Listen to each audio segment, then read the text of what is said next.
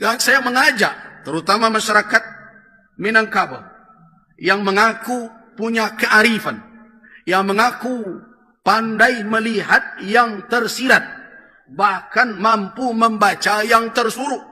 Bukan hanya yang tersurat saja. Cobalah tanya diri. Tapuk dado, tanya selero. Bagaimana kondisi kita sebenarnya saat ini? Tidakkah kita khawatir dengan keadaan seperti ini? Aturan-aturan diterabas, orang berbicara seenaknya saja, merendahkan harga diri orang hanya dengan uang. Saudara memilih saya beri ini.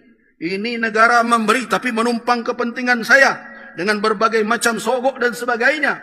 Kemudian ada ancam-ancaman, kalau tidak terpilih saya akan begini dan macam.